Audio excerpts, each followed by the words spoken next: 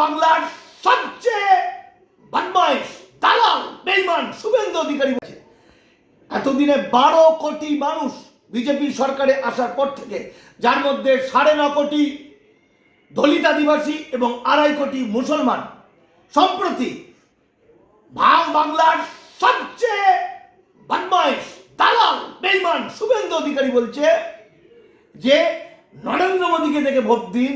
শুভেন্দু অধিকারী বলছে double engine, অর্থাৎ কেন্দ্র এবং রাজ্য উভয় যদি বিজেপি থাকে তাহলে নাকি বিরাট উন্নতি হবে বাংলার।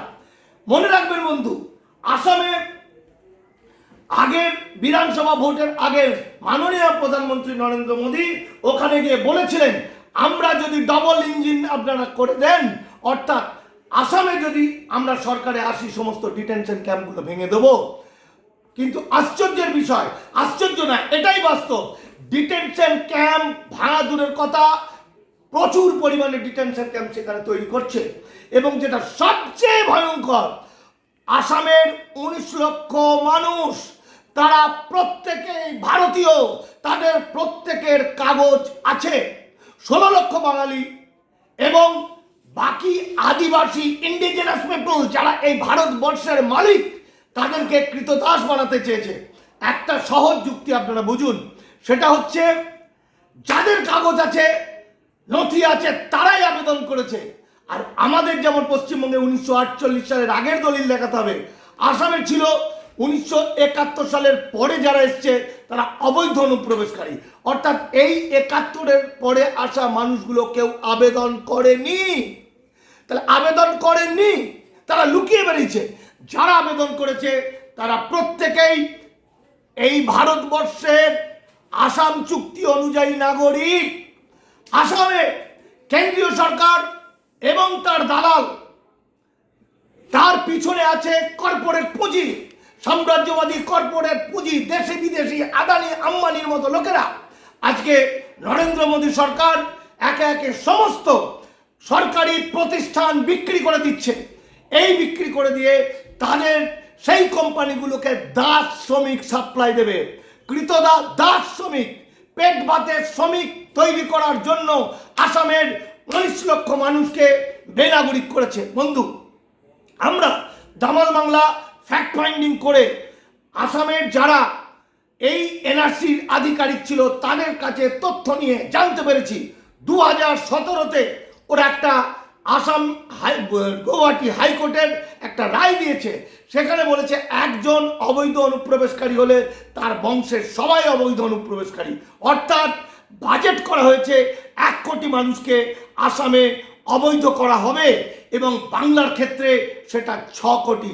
তাই বন্ধু, ভয়াবহ ভয়াবহ বিপদ। যারা মনে করবেন এই ভোট আমরা মানি না, আমরা যদি নাগরিক না হই তাহলে এই ভোট কেন?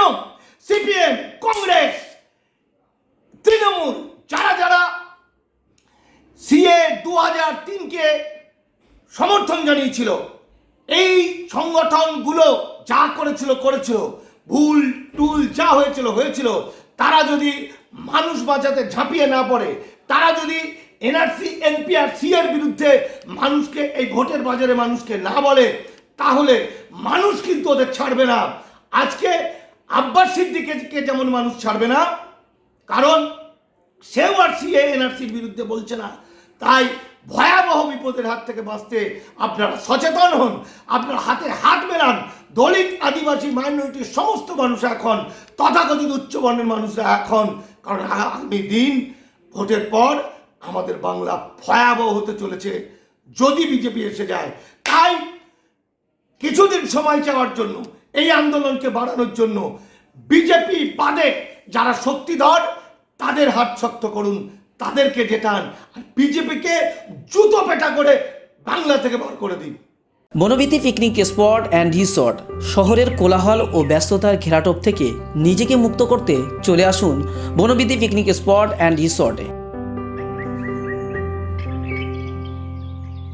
কলকাতা থেকে মাত্র 30 মিনিট দূরত্বে কোলাহল মুক্ত মনোরম পরিবেশে নিজের পরিবার, কোয়ার্কার, ক্লায়েন্ট মিটিং বা কয়েকদিনের ছোট্ট ট্রিপের জন্য চলে আসুন আমাদের রিসর্টে।